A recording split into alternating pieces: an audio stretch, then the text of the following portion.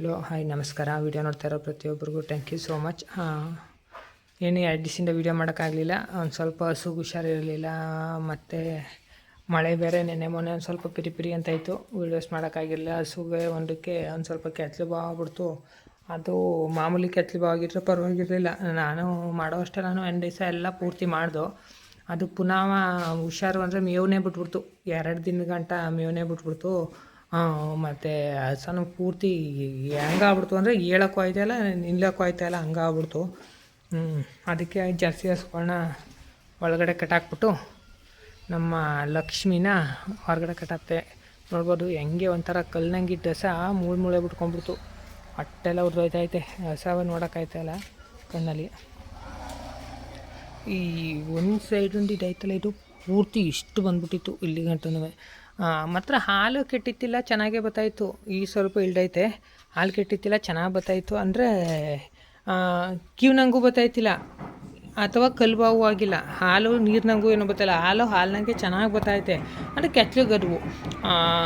ನಾನು ಔಷಧಿ ಮಾಡೋದೆಲ್ಲ ಮಾಡಿದೆ, ಚೆನ್ನಾಗೈತಲ್ಲ ಹಸ ಅಂದ್ಬಿಟ್ಟು ಒಂದು ದಿವಸ ಸರಿಯಾಗಿರ್ತೀನಿ. 2ನೇ ದಿವಸಕ್ಕೆ ಪೂರ್ತಿ ಸುಸ್ತಾಗಿ ಹೋಗ್ಬಿಡ್ತು. ತಿರ್ಗಾಡೋಕ್ಕೆ ಆಯ್ತಾಯ್ತಿಲ್ಲ.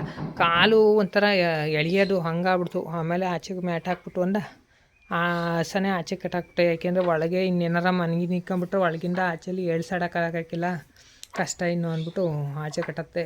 ಏನೂ ಆಗೋದು ಬೇಡ ದೇವ್ರದಿಂದ. ಒಟ್ಟಲ್ಲಿ ಹೆಂಗೆ ಆದರೂ ನಮ್ಮ ಸೇಫ್ಟಿಲಿ ನಾವು ಇರಬೇಕು. ಏನಾರು ಹೆಚ್ಚು ಕಮ್ಮಿ ಆಯಿತು ಅಂದರೆ ಅಲ್ಲಿ ಒಳಗಡೆ ಜಾಗನೂ ಒಂದು ಸ್ವಲ್ಪ ಚಿಕ್ಕದು, ಗಾಳಿ ಬೀಸ ಇರೋಕ್ಕಾಗಿಲ್ಲ. ಮತ್ತು ಒಳಗೆ ಒಂದು ಸ್ವಲ್ಪ ಬೆಳಕು ಎಲ್ಲವ ಎಷ್ಟೇ ನಾವು ಮಾಡಿದ್ರು ಬೆಳಕು ಬರೋಂಗೆ ಅಂತ ಮಾಡಿದ್ರು ಅಂತ ಸೈಡಲ್ಲಿ ಒಂದು ಸ್ವಲ್ಪ ಕತ್ಲೆ ಹಂಗೆ ಆಯ್ತದೆ. ಹಾಗಾಗಿ ಒಂದು ಸ್ವಲ್ಪ ಆಚೆಲಿರಲಿ, ಗಾಳಿ ಬೀಸ ಚೆನ್ನಾಗಿರಲಿ ಅಂದ್ಬಿಟ್ಟು ಆಚೆ ಕಟ್ಟಾಕ್ತೆ. ಆಚೆ ಕಟ್ಟಾಕ್ಬಿಟ್ಟು ನೆನ್ನೆ ಮೊನ್ನೆ ಎಲ್ಲ ಇಂಜೆಕ್ಷನ್ ಎಲ್ಲ ಮಾಡಿಸಿ ಇದು ಮಾಡೀನಿ. ಈಗ ಸ್ವಲ್ಪ ಪರವಾಗಿಲ್ಲ. ಹಾಲೆಲ್ಲ ಮಾಮೂಲಿ ಬರೋಂಗೆ ಬತ್ತೈತೆ. ಅಂದರೆ ಅಷ್ಟು ಜಾಸ್ತಿ ಕೊಡ್ತಾಯಿಲ್ಲ. 12 ಲೀಟ್ರ್ 13 ಲೀಟ್ರ್ ಹಾಲು ಕೊಡ್ತಾಯಿದ್ದೆ ಹಸು. ಈಗೇನು 3 ಲೀಟ್ರ್ 2 ಲೀಟ್ರ್ ಬಂದೈತೆ. ಸರಿ ಆಯ್ತದೆ, ಹಾಲು ರಿಕವರಿ ಆಯ್ತದೆ. ಹಸ ಹುಷಾರಾದ್ರೂ ಸಾಕಲ್ಲಪ್ಪ ಅನ್ನೋ ಹಂಗೆ ಆಗ್ಬಿಟ್ಟಿತ್ತು. ನೆನ್ನೆ ದಿವಸ ಒಂದು ಸ್ವಲ್ಪ ಪರವಾಗಿಲ್ಲ. ನೆನ್ನೆ ಮೆಜ್ಜೆ ಮೇಲೆ ಇನ್ನೂ ಸ್ವಲ್ಪ ಮೇವು ತಿಂತು. ಮೊಲ್ಕು ಮಾಡ್ತಾಯಿತ್ತಿಲ್ಲ ನೋವಿಗೆ. ಮೊಲ್ಕೂ ಮಾಡ್ತಾಯಿತ್ತು. ಇವತ್ತು ಸಗಣಿ ಎಲ್ಲ ಹಾಕೈತೆ, ಏನು ತೊಂದರೆ ಇಲ್ಲ. ಎಲ್ಲ ಕಟ್ಕೊಂಡಿತ್ತಲ್ಲ ಹೊಟ್ಟೆ ಒಂದು ಸ್ವಲ್ಪ ಲೂಸ್ ಮೋಷನ್ ನನಗೆ ತೆಳ್ಳಗೆ ಸಗಣಿ ಹಾಕೈತೆ. ಒಟ್ಟು ಹುಷಾರಾಯ್ತದೆ ಅನ್ನಿಸ್ತೈತೆ. ಮೊಲಕ್ಕೆ ತೆಗಿತು, ಒಂದು ಸ್ವಲ್ಪ ಮೇವು ತಿಂತು ಅಂದರೆ ಒಂದು ಸ್ವಲ್ಪ ಹುಷಾರಾಯ್ತದೆ. ಮೊನ್ನೆ ಅಂತೂ ಏನೂ ತಿಂದಿಲ್ಲ, ತಿಂಡಿನೂ ತಿಂದಿಲ್ಲ, ಮೇವೂ ತಿಂದಿಲ್ಲ. ಇತ್ತಾಗಿ ಹಸನೂ ತಿರ್ಗಾಡೋಕ್ಕೆ ಸುಸ್ತಾಗೋದು. ಈಗ ಸಡನ್ನಾಗಿ ಹೇಳ್ತಾರೆ, ಎಲ್ಲನೂ ಮಾಡ್ತಾಯಿದ್ದೆ. ಒಟ್ಟು ಕಲ್ಲಂಗಿದ್ದ ಹಸ ಮೂಳೆ ಬಿಟ್ಕೊಂಡ್ಬಿಡ್ತು. ಹೆಂಗೆ ಆಗ್ಬಿಡ್ತು ನೋಡಿ, ಹೊಟ್ಟೆ ಹೊಡಿತದೆ ಹಸ ನೋಡೋಕ್ಕೆ. ಅದಕ್ಕೆ ನಾನು ಹುಷಾರಿಲ್ಲ ಅಂದರೆ ಆಚೆ ಕಟ್ಟಾಕ್ಬಿಡ್ತೀನಿ. ಯಾಕೆಂದರೆ ಹೆಚ್ಚು ಕಮ್ಮಿ ಏನಾರು ನಮ್ಮ ಅದೃಷ್ಟ ಕೆಟ್ಟವಾಗಿತ್ತು, ಏನಾರು ಹೆಚ್ಚು ಕಮ್ಮಿ ಆಯಿತು ಅಂದರೆ ಅಲ್ಲಿ ಹಸ್ಕೊಳ್ತವ ನೋಡೋಕ್ಕಾಗೋದಿಲ್ಲ, ಹಂಗಾಯ್ತದೆ. ಹಸುಗಳ್ಗೆ ಏನೇ ಆದರೂ ಇನ್ಶೂರೆನ್ಸ್ ಮಾಡಿಸ್ಬೇಕಪ್ಪ. ಇನ್ಶೂರೆನ್ಸ್ ಮಾಡಿಸ್ಲಿಲ್ಲ ಅಂದರೆ ಬರೀ ಕಷ್ಟ. ಅವತ್ತು ಇನ್ಶೂರೆನ್ಸ್ ಮಾಡೋ ದಿವಸನೂ ನಾನು ಹಣೆ ಬರೋಕ್ಕೆ ಅದಕ್ಕೆ ಇನ್ಶೂರೆನ್ಸ್ ಮಾಡ್ಸೋಕ್ಕಾಗಲಿಲ್ಲ. ಅದು ನಿಂತ್ಕೊಳ್ಳಿಲ್ಲ, ಆ ಕಡೆಗೆ ಈ ಕಡೆಗೆ ಓಡಾಡ್ಬಿಟ್ಲು. ಗಬ್ಬಾಗಿತ್ತಲ್ಲ, ಇನ್ನು ಏಟ್ ಮಾಡ್ಕೊತಾರೆ ಅಂದ್ಬಿಟ್ಟು ಇನ್ಶೂರೆನ್ಸ್ ಮಾಡ್ಸೋಕ್ಕಾಗಲಿಲ್ಲ ಅವಳು ಒಬ್ಳಿಗೆ. ಇನ್ನು ಇವ್ರಿಗೆಲ್ಲ ಇನ್ಶೂರೆನ್ಸ್ ಮಾಡ್ತೀನಿ, ಅವಳು ಒಬ್ಬಳು ಬಾಕಿ. ನಮ್ಮ ಸಿಹಿ ಮಾಡಿಸಿಲ್ಲ ಅನಿಸುತ್ತೆ. ಇನ್ನು ಇವ್ರಿಗೆಲ್ಲ ಇನ್ಶೂರೆನ್ಸ್ ಐತೆ. ಆಲ್ಮೋಸ್ಟ್ ರೈತರುಗಳು ಏನು ಮಾಡಿಸ್ತಿರೋ ಇಲ್ವೋ ಗೊತ್ತಿಲ್ಲ. ವರ್ಷದಲ್ಲಿ ಒಂದು 5,000 6,000 ರೂಪಾಯಿ ಹೋದ್ರೂ ಪರವಾಗಿಲ್ಲ, ಇನ್ಶೂರೆನ್ಸ್ ಮಾಡಿಸ್ಕೊಳ್ಳಿ. ಇನ್ಶೂರೆನ್ಸ್ ಇತ್ತು ಅಂದರೆ ಏನೋ ಒಂಥರ ಧೈರ್ಯ. ಕಷ್ಟಪಟ್ಟು ಅವನೇ ನಂಬ್ಕೊಂಡು ಏನೋ ಇದು ಮಾಡಬೇಕು ಅಂತ ಮಾಡ್ತಾಯಿರ್ತೀವಿ. ಅವಕ್ಕೇನಾರ ಏಟಾಯಿತು ಅಂದರೆ ಭಾರಿ ಕಷ್ಟ. ಇನ್ನೂ ಹಸುಗಳು ಕರು ಹಾಕಿದ್ವಾ ಬ್ರದರ್, ಹಸು ಕರು ಹಾಕ್ತದೆ ಅಂತ ಹೇಳೋರಿ, ಏನೋ ಹಾಕಿಲ್ವ ಇನ್ನೂ ಅಂತ ಕೇಳ್ತಾನೆ ಇದ್ರಿ. ಇಲ್ಲ, ಎಲ್ಲಕ್ಕೂ ಟೈಮ್ ಆಯಿತು. ಇವಳಿಗೂ ಟೈಮ್ ಆಯಿತು. ನೆನ್ನೆಗೆ 9 ತಿಂಗಳಾಯಿತು ನಮ್ಮ ದೊಡ್ಡ ಹಸಿಗೆ. ಇನ್ನು ಈ ಹಸುಗೂ 9 ತಿಂಗಳ ಮೇಲೆ 3 ದಿವಸ ಆಯಿತು. ಇನ್ನೇನಿದು ಇದೇ ಫಸ್ಟ್ ಹಾಕ್ಬೋದು, ಇಲ್ಲಾಂದ್ರೆ ಇದು ಫಸ್ಟ್ ಹಾಕ್ಬೋದು. ಇವೆರಡರಲ್ಲಿ ಯಾರು ಒಂದು ಫಸ್ಟ್ ಹಾಕ್ತದೆ. ನಮ್ಮ ಶಕ್ತಿ ಫಸ್ಟ್ ಹಾಕ್ತದೆ, ಅಥವಾ ನಮ್ಮ ಬಿಳಿ ಹೊಸ ಫಸ್ಟ್ ಆಗ್ತದೆ. ಇವೆರಡರಲ್ಲಿ ಯಾರು ಒಂದು ಫಸ್ಟ್ ಹಾಕ್ಬೋದು. ನಾನು ಇಷ್ಟ ನಮ್ಮ ಹೊಸನೇ ಫಸ್ಟ್ ಹಾಕ್ಬೋದು ಅಂದ್ಕೊಂಡಿದ್ದೀನಿ. ನಾಳೆ ನಡರಲ್ಲಿ ಹಾಕ್ಬೋದು ಇನ್ನೊಂದು 2-3 ದಿವಸದಲ್ಲಿ. ಇದುವೇ ಇನ್ನೊಂದು 2-3 ದಿವಸ. ಒಟ್ಟಿನಲ್ಲಿ ಈ ತಿಂಗಳಲ್ಲಿ ಇವೆರಡು ಹಾಕ್ತವೆ. ನಮ್ಮ ಶಕ್ತಿನೂ ಆಗ್ತದೆ, ಹೊಸನೂ ಆಗ್ತದೆ. ಇನ್ನು ನಮ್ಮ ಮುಚ್ಕಿ ಒಂದು 2 ದಿವಸ 3 ದಿವಸ ಲೇಟ್ ಆಯ್ತದೆ. 2-3 ದಿವಸ ಲೇಟು ಅಂದ್ಕೊಂಡಿದ್ದೆ ನಾನು. 2-3 ದಿವಸ ಏನು ಲೇಟ್ ಹಾಕಿಲ್ಲ, ಒಂದು 10-15 ದಿವಸನೇ ಲೇಟ್ ಆಯ್ತದೆ. ನಾನು ಇಷ್ಟ ಇವಳು ಏನಿದ್ರು ಬರೋ ತಿಂಗಳು 10ನೇ ತಾರೀಕಿಗೆ ಕರು ಹಾಕೋದು. 10ನೇ ತಿಂಗಳು ಆಚೆ ಈಚೆ. ನೆನ್ನೆಗೆ ಟೈಮ್ ಆಗೈತೆ ಅಂದರೆ ಇನ್ನೂ ಕೆತ್ತಲು ಏನೂ ರೆಡಿ ಮಾಡಿಲ್ಲ. ಇನ್ನೂ ಒಂದು 2-3 ದಿವಸ ಸೋರು ಕೆತ್ತಲಿನಂಗೆ ಮಾಡಿದ್ಲು, ಅಷ್ಟು ಬಿಟ್ರೆ ಇನ್ನೂ ಏನು ಕೆತ್ತಲೇನು ಅಷ್ಟು ಬಿಟ್ಟಿಲ್ಲ, ಸ್ಟಾರ್ಟ್ ಮಾಡಿಲ್ಲ. ವಯಸ್ಸಾಗಿರೋ ಹಸ ಅಲ್ವಾ ಮುಚ್ಗಿ, ಆ ವಯಸ್ಸು ಅಂದರೆ ಸುಮಾರು ಕರು ಹಾಕೈತೆ. ನಾನು ತಕ್ಕ ಬಂದೆ 4 ಕರು ಹಾಕ್ತು. ಅಷ್ಟೊತ್ತಿಗೆ ಅವರು 3 ಕರು ಅಂದಿದ್ರು. 3 ಏನಿಲ್ಲ, ಅಲ್ಲೂ ಒಂದು 5-6 ಕರು ಹಾಕಿತ್ತು. ಒಂದು 7-8 ಕರುವೇ ಹಾಕೈತೆ. ನನ್ನ ಪ್ರಕಾರ ಇದೊಂದು 10ನೇ ಕರುವೇ ಇರ್ಬೋದು. ಈ ಸತಿ ಕರು ಹಾಕಿದ್ರೆ ಸಾಕು. ಒಟ್ಟಿನಲ್ಲಿ ನೀಟಾಗಿ ಇನ್ನು ಮುಂದಕ್ಕೆ ಸೆಮೆನ್ ಕೊಡ್ಸೋದ ಬೇಡ, ನೆಕ್ಸ್ಟ್ ನೋಡ್ಕೊಳ್ಳೋಣ. ಒಟ್ಟಿನಲ್ಲಿ ಈ ಸತಿ ಸೆಮೆನ್ನು ಕೊಡ್ಸಿರೋತ್ತಿಗೆ ಒಂದು ಸತಿ ನೀಟಾಗಿ ಕರು ಹಾಕ್ಬಿಟ್ರೆ ಸಾಕು. ಇನ್ನಿದ್ರು ಮೊಮ್ಮಗಳಿಗೂ ಇನ್ನೊಂದು 8-10 ದಿವಸ ಬೇಕು. ಅಂದರೆ ಲಕ್ಷ್ಮಿ ಇವಳು ನಮ್ಮ ಈ ಹೆಸರು ಮಗಳೇ ಅಲ್ವಾ, ಇವಳು ಮಗಳು ಫಸ್ಟ್ನೇ ಕರ ಇವಳು ಜರ್ಸಿ. ಇವಳಿಗೂ ಟೈಮ್ ಆಯಿತು. ಇನ್ನೊಂದು ವಾರಕ್ಕೆ ಹೆಚ್ಚು ಕಮ್ಮಿ 8-10 ದಿವಸ ಅವೆರಡು ಕರು ಹಾಕಿದ ತಕ್ಷಣ ಇದು ಒಟ್ಟಿನಲ್ಲಿ ಒಂದು 5ನೇ 6ನೇ ತಾರೀಕು ಅಷ್ಟೊತ್ತಿಗೆ ಇದು ಕರು ಹಾಕ್ಬಿಡ್ತದೆ. ಲಾಸ್ಟಿಗೆ ನಮ್ಮನೆ ಮುತ್ತಿಗೆ ನಮ್ಮ ದೊಡ್ಡ ಸನೇ ಲಾಸ್ಟು ಅನಿಸ್ತದೆ.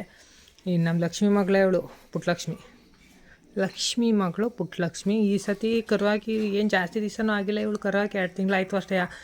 ಏನು ಅಂದರೆ ಇವು ಹಸ್ಕೊಳ್ಳೋದು ಪ್ರಾಬ್ಲಮ್ಮು ನಮ್ಮನೆ ಭಾವ ಆಗಕ್ಕೆ ಕಾರಣ. ಮೊದಲನೇದು ಸೆಮೆನೋ ಬಂದಿತ್ತು. ಸೆಮೆನೋ ಬಂದಾಗ ಒಂದು ಸ್ವಲ್ಪನೂ ಸರುನೇ ಬಿಡಲಿಲ್ಲ. ಪೂರ್ತಿ ಕೆತ್ತಲು ಅವತ್ತು ಏನು ಮಾಡಿದ್ರು ಸರುನೇ ಬಿಡಲಿಲ್ಲ, ಕೆತ್ತಲು ಕಟ್ಕೋತು. ಇನ್ನು ಬೆಳಗ್ಗೆ ಸತಿ ಹಾಲು ಕರಿ, ಸಂಜೆ ಸತಿ ಸೆಮೆನೋ ಬಂದಿತ್ತು. ಬೆಳಗ್ಗೆ ಸತಿ ಹಾಲು ಕರ್ಕೊಂಡು ಸಂಜೆ ಸತಿ ಹಾಲು ಕೊಡಲಿ, ಸರುನೇ ಬಿಡಲಿ. ಒಡೆಯೋದೇನಿಲ್ಲ, ಸರು ಬಿಡಲಿಲ್ಲ. ಅದು ಹಾಲೆಲ್ಲ ಪೂರ್ತಿ 1 ಲೀಟ್ರ್ ಹಾಲು ಕೆತ್ತಲೆ ಕಟ್ಕೋತು ಅಂದರೆ ಇನ್ನೂ ಬಾವಾಗೋದಿಲ್ವ. ಅದು ಹೊತ್ತು ಏನು ಬೆಳಗ್ಗೆ ಸತಿ ಪೂರ್ತಿ ಕರ್ಕೊಂಡೆ ಏನು ತೊಂದರೆ ಆಗಿತ್ತಿಲ್ಲ. ಇನ್ನು ಸಂಜೆ ಅಷ್ಟೊತ್ತಿಗೆ ಸ್ವಲ್ಪ ಆಗಿತ್ತು. ನಾನು ಅವತ್ತೇ ಔಷಧಿ ಕೊಡಿಸ್ಬಿಟ್ಟಿದ್ರೆ ಸರಿಯಾಗೋದು. ಅವತ್ತು ಔಷಧಿ ಇಂಜೆಕ್ಷನ್ ಎಲ್ಲ ಮಾಡಿಸ್ಬಿಟ್ಟಿದ್ರೆ, ಅವತ್ತು ಮಾಡಿಸ್ಲಿಲ್ಲ. ಇನ್ನು ಬೆಳಗ್ಗೆ ಸತಿಗೆ ಔಷಧಿ ಎಲ್ಲ ನಾನೆಲ್ಲ ಮನೆಯಲ್ಲೇ ಮಾಡಿದ್ನಲ್ಲ ಅಂದ್ಬಿಟ್ಟು ಅದಕ್ಕೆ ನಾನು ಔಷಧಿ ಮಾಡಿಸ್ಲಿಲ್ಲ. ಡಾಕ್ಟ್ರ್ ಕೈಯಲ್ಲಿ ನಾನೇ ಮಾಡಿದೆ, ಡಾಕ್ಟ್ರ್ ಕೈಯಲ್ಲಿ ಮಾಡಿಸ್ಲಿಲ್ಲ.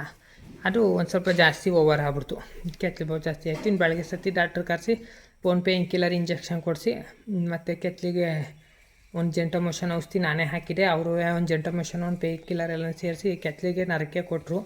ಈ ಸ್ವಲ್ಪ ಇಳಿದೈತೆ, ನೋಡಬೇಕು. ಇವಳು ನಮ್ಮ ಲಕ್ಷ್ಮಿ ಮಗಳು ಚಿಕ್ಕಳು. ಈ ಸತಿಲು 2 ತಿಂಗಳು ಆಗಕ್ಕೆ ಬಂತು. ಇನ್ನೂ 2 ತಿಂಗಳು ಆಗೈತಾ ಇಲ್ವಾಗ ಗೊತ್ತಿಲ್ಲ. ಒಟ್ಟಿನಲ್ಲಿ 2 ತಿಂಗಳು ಹತ್ತಿರ ಬಂದೈತೆ. ಆಚೆ ಈಚೆ ಒಂದು 2 ತಿಂಗಳು, ಡೇಟು ಮಿಸ್ ಮಾಡ್ಕೊಂಡಿದ್ದೀನಿ. ಆಚೆ ಈಚೆ ಒಟ್ಟು 2 ತಿಂಗಳು ಆಯಿತು. ಇವತ್ತು ಇನ್ನು ವಿಡಿಯೋ ಇಷ್ಟೇ. ಇನ್ನು ಹಸ್ಗಳಿಗೆಲ್ಲ ತಿಂಡಿ ಕೊಟ್ಟು ಹಸ್ಗಳೆಲ್ಲ ಮೇಯಕ್ಕೆ ತಗೊಂಡೋಗಿ, ಜರ್ಸಿ ಹಸ್ಗಳು 2 ಮೇಯಕ್ಕೆ ತಗೊಂಡೋಗಿ ಗದ್ದೆ ಹತ್ರ ಕಟ್ಟಾಕಬೇಕು. ಇನ್ನು ಇವಕ್ಕೆ ಎಲ್ಲ ಮೇವು ತರಬೇಕು. ಅಲ್ಲೇ ಸುಮಾರು ಟೈಮ್ ಆಯಿತು. ಹಸ್ಗಳು ಮೇವು ತಂದುಬಿಟ್ಟು ಮೇವು ಹಾಕ್ಬಿಟ್ಟು ಅವೆರಡು ತಗೊಂಡೋಗಿ ಗದ್ದೆ ಹತ್ರ ತಗೊಂಡೋಗಿ ಕಟ್ಟಾಕಿ, 1-2 ಕರುಗಳ್ನು ಗದ್ದೆ ಹತ್ರ ತಗೊಂಡೋಗಿ ಕಟ್ಟಾಕ್ಬಿಟ್ಟು ಇನ್ನು ಹಸ್ಗಳು ಬಾಕಿಗೆಲ್ಲ ಜೋಳದ ಕಡ್ಡಿ ತರಬೇಕೀಗ. ಜೋಳದ ಕಡ್ಡಿ ಇನ್ನು ಸ್ವಲ್ಪ ಕಮ್ಮಿ ಐತೆ. ಅದು ಸ್ವಲ್ಪ ಹುಲ್ಲು ಏನಾರು ತಂದು ಹಾಕಿ ಮೇಂಟೈನ್ ಮಾಡಬೇಕು. ಈಗ ಜೋಳಕ್ಕೆ ಬೇರೆ ಕಾಯಿಲೆ ಬಂದಿರೋದ್ರಿಂದ ಇದಾಯಿತು. ಮಳೆ ಬೇರೆ ನೆನ್ನೆಯಿಂದ ಸ್ವಲ್ಪ ಮಳೆ ಪಿರಿ ಅಂತ ಐತೆ. ಅಯ್ಯೋ ಪಿರಿ ಅಂದ್ರೂ ಪರವಾಗಿಲ್ಲ, 2 ದಿವಸ ಮಳೆಯಲ್ಲಿ ನೆನ್ಕೊಂಡು ಮೇವು ಕುಯ್ದ್ರೂ ಪರವಾಗಿಲ್ಲ, ಅಚ್ಚುಕಟ್ಟಾಗಿ ಮಳೆ ಹುಯ್ದುಬಿಟ್ರೆ ಸಾಕು. ಈಗ ಬೆಳೆ ಮಾಡೋಕ್ಕೆ ನೀರು ಕಾಲೆಲ್ಲಂತೂ ನೀರು ಕೊಡೋದಿಲ್ಲ ಅಂತ ಅಂದಿದ್ರು. ಅಂದರೆ ಹಾರಂಗಿಲ್ ಡ್ಯಾಮಲ್ಲಿ ನೀರು ತುಂಬೈತಂತೆ, ನಮಗೆ ಕೊಡ್ತಾಯಿಲ್ಲ, ಒಳಗೆ ಬಿಡ್ತಾವ್ರೆ. ಪರವಾಗಿಲ್ಲ, ಒಳಗೋ ಎಲ್ಲಿಗೋ ಒಟ್ಟಿನಲ್ಲಿ ಕೊಡಲಿ, ಒಟ್ಟಿನಲ್ಲಿ ನೀರಲ್ಲಿ ಮಳೆ ಆಗಲಿ, ನೋಡೋಣ ಏನಾಗ್ತದೆ. ಈ ವರ್ಷ ಬರಗಾಲ ಅಂದ್ಕೊಂಡು ಸದ್ಯ ಮಳೆ ಅಂತೂ ಆಯ್ತೈತೆ. ಇದೇ ರೀತಿ ಮಳೆ ಆಯಿತು ಅಂದರೆ ಎಲ್ಲ ಕಡೆಗೂ ಇಲ್ಲಪ್ಪ, ನಮಗೊಬ್ಬರಿಗೆ ಅಂತ ಅಲ್ಲ, ಎಲ್ಲ ಕಡೆಗೂ ಮಳೆ ಆಗಿ ಅಚ್ಚುಕಟ್ಟಾಗಿ ಬೆಳೆ ಆದರೆ ಎಷ್ಟೋ ರೈತರುಗಳು ಒಳ್ಳೆಯದಾಯ್ತದೆ. Thank you friends. ವಿಡಿಯೋ ನೋಡಿರೋ ಪ್ರತಿಯೊಬ್ಬರಿಗೂ ಧನ್ಯವಾದ. ಇದೇ ರೀತಿ ಸಪೋರ್ಟ್ ಮಾಡ್ತಾಯಿರಿ. Thank you so much.